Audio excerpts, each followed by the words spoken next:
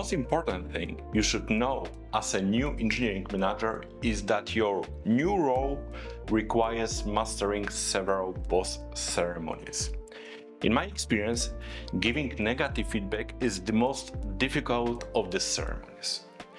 After reading Radical Candor by Kim Scott, I realized that too much empathy could be just as bad as harsh criticism, and that the only way to give negative feedback is by having an open and honest conversation, which is often very tricky.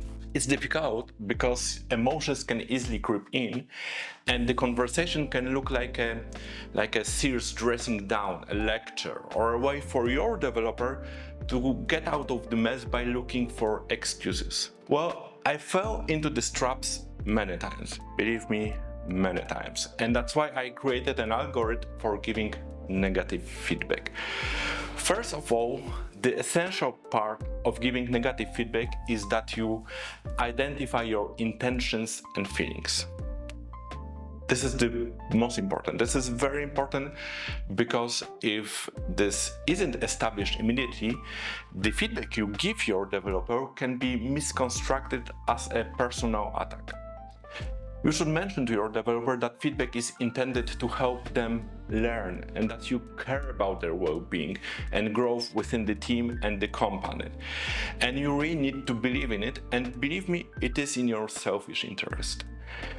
If you want to see engineers write some kick-ass code and help out their teammates with code reviews, this is critical. And the feedback needs to come from a place of compassion and genuine interest in seeing them excel.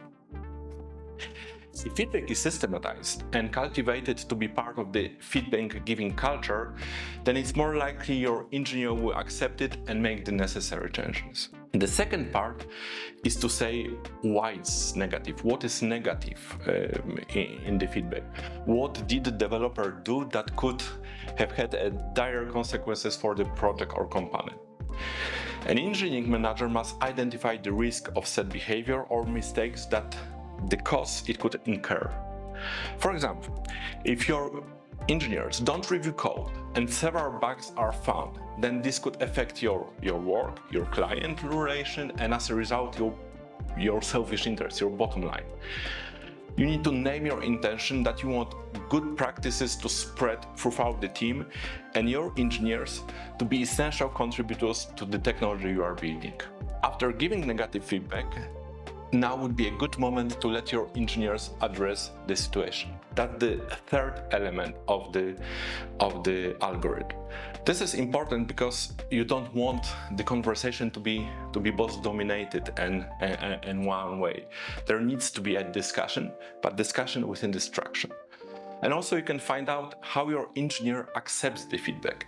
Does it cause a knee-jerk reaction? Do they blame the epic screw-up on a teammate? The kind of reaction you want is for your developer to accept the feedback and process it in a way that shows maturity and readiness to accept the consequences. Responsibility is a great thing. Well, things are changing right now, and especially in IT.